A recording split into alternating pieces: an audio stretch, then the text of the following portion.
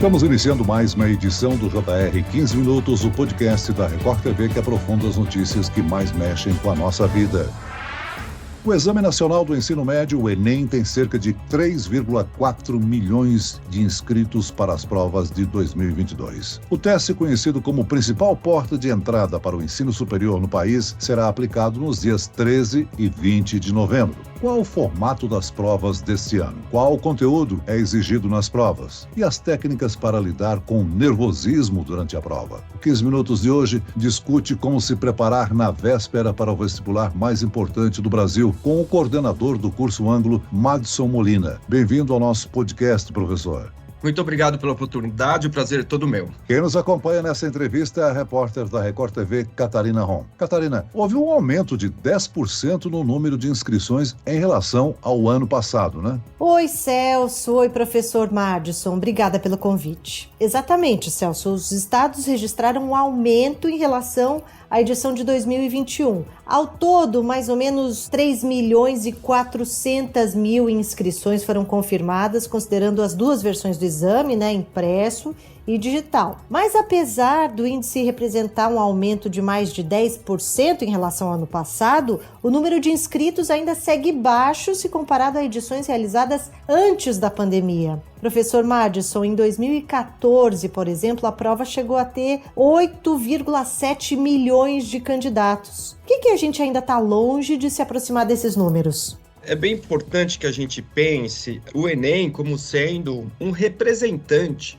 desse encerramento da formação na educação básica do nosso país. Então, naturalmente, muitas questões podem ser relacionadas a essa diminuição do interesse pelo Enem, como sendo, por exemplo, uma diminuição do interesse dos jovens em relação a estudarem em faculdades públicas, faculdades federais, eventualmente procurarem outras alternativas, como, por exemplo, o ensino técnico profissionalizante, mas também isso está relacionado recentemente à questão da pandemia. Então, esse aumento que teve recentemente nas inscrições do Enem é porque, no contexto da pandemia, teve uma queda drástica, mas em relação aos últimos anos, a gente identifica mesmo um menor interesse dos alunos em relação ao Enem. Agora, professor Madison, uma baixa adesão ao exame pode ser um ponto positivo aos candidatos inscritos, ou seja, podendo interferir, por exemplo, na nota de corte? Com certeza. Então, vamos só lembrar do seguinte, que o Enem em si, ele não é um vestibular. Ele é um exame, é uma prova feita simultaneamente no nosso país. E ele se converte em um vestibular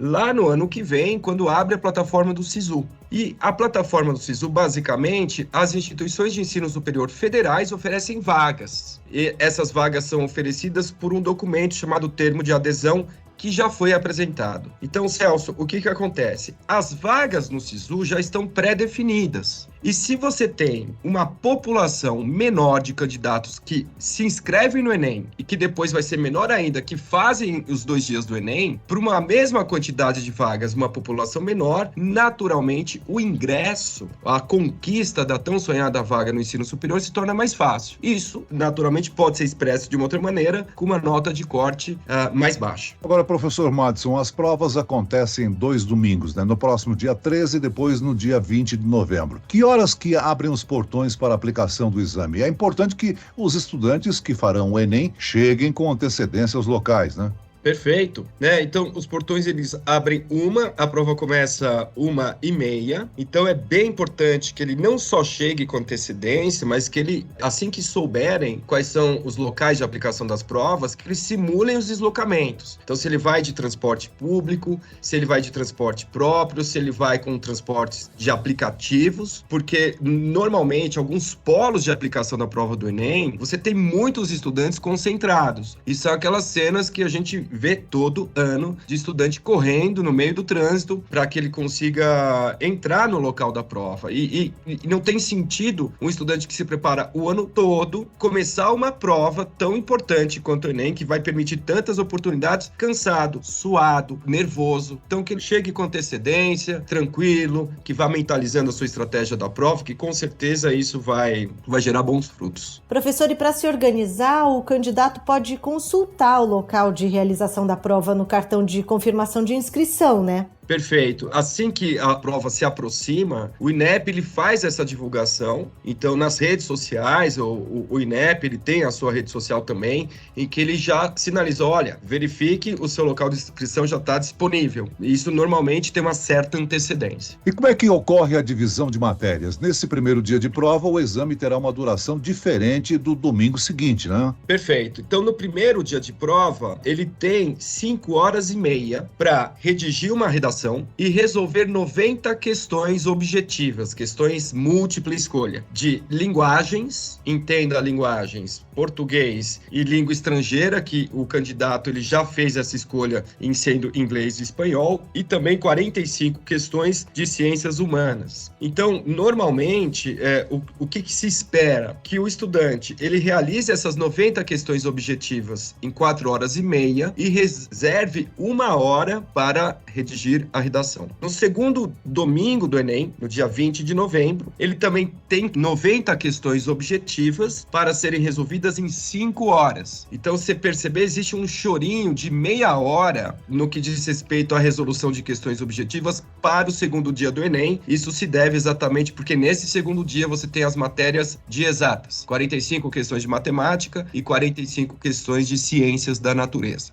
A grande preocupação, professor, nesse exame é a redação. Já dá para orientar o candidato quanto a um possível ou possíveis temas da redação? O tema em si da redação, Celso, é sempre algo tão esperado e tão discutido, mas para o estudante acaba nem sendo mais importante. O que a gente com certeza sabe em relação ao Enem, que a proposta de redação vai exigir do estudante alguma sugestão de intervenção social. Naturalmente, essa intervenção ela pode vir de diversos contextos, com diversos temas, diversos panos de fundo. Mas o mais importante é que ele se atente exatamente às técnicas de se reescrever uma boa redação. Então, um estudante que eventualmente ele pode não estar familiarizado com o tema, ele pode se apropriar do texto de apoio que o Enem oferece, mas mais do que isso, que as técnicas de introdução, de você ter uma boa sustentação da argumentação e conclusão, elas estejam muito bem definidas. Agora, como é que os estudantes podem lidar com o período da prova? Existem técnicas ou estratégias para otimizar e resolver o exame dentro do tempo? Tem, eu vou trazer algumas importantes aqui de uma maneira hierárquica. Primeiro e mais importante ponto quando a gente pensa numa prova que nem o Enem. Em qualquer prova de concurso, de vestibular, é estratégico que o aluno primeiro identifique quais são as questões fáceis, depois ele identifique as questões médias e as questões difíceis. Então ele primeiro tem que fazer essa varredura,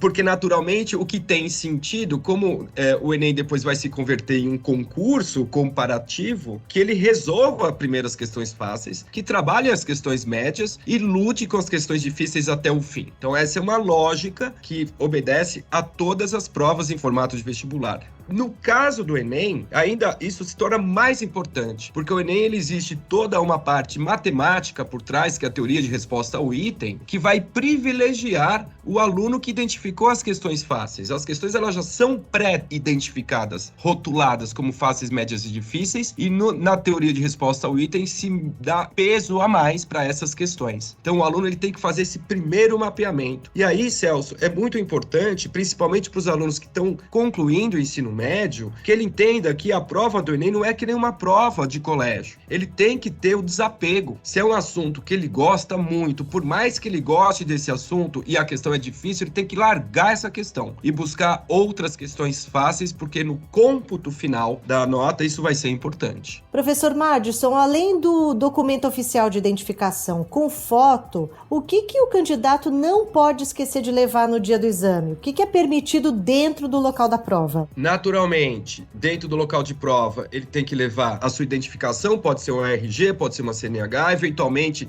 se o estudante perdeu esse documento, pode até utilizar um passaporte, carteira de trabalho, mas ele também tem que lembrar da sua alimentação, né? Então, que ele leve sua água, que leve lá um lanchinho, também nada muito que atrapalhe a sua performance, e a caneta preta transparente, que é fundamental. A gente tem muitos relatos de alunos que no meio meio ali da emoção antes de entrar na prova, compram canetas de ambulantes, que não são as canetas que são aceitas no Enem. Então é bem importante que ele já leve algumas e não se sinta inseguro em relação a isso na entrada da prova. Professor, pela primeira vez, o INEP vai aceitar documentos digitais de identificação nos locais de prova. O uso do celular após a entrada na sala de aula segue vetado. Então, como é que vai funcionar isso? Quando o candidato, ele entra no local de prova e na sala de prova, o fiscal da sala, ele coloca o aparelho celular dentro de um envelope com nome, com registro, desligado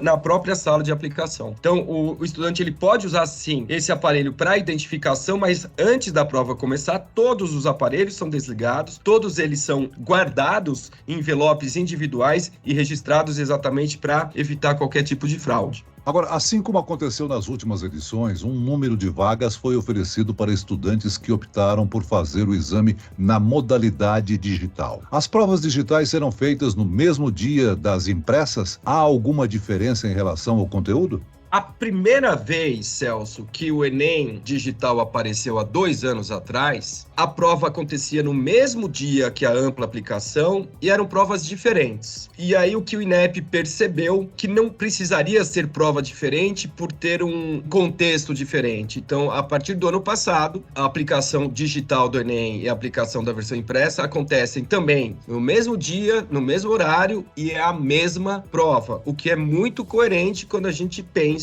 que esses candidatos depois vão ser colocados numa mesma régua nas suas 5 notas TRI, que vão ser utilizadas lá na frente na plataforma do SISU, no FIES e no ProUni. Um ponto importante, que o Enem digital é a mesma prova que o Enem impresso, mas o aluno já deve ter feito essa escolha. E o Enem digital não é assim, ele vai fazer do próprio computador, ele tem que se deslocar também da sua casa até um polo de aplicação, que normalmente são escolas de computação, algumas escolas que têm os seus laboratórios de computadores, com fiscais, com computador individual para cada um, também com computadores de backup, caso tenha algum tipo de falha. Mas é a mesma prova e vai acontecer no mesmo dia. Os locais estão preparados para permitir o acesso de pessoas com necessidades especiais, né? Perfeito. O INEP tem um olhar que, inclusive, nos dá muito orgulho de entender mesmo a educação, o Enem, o SISU lá na frente, como um mecanismo importante de inclusão. Então, há sim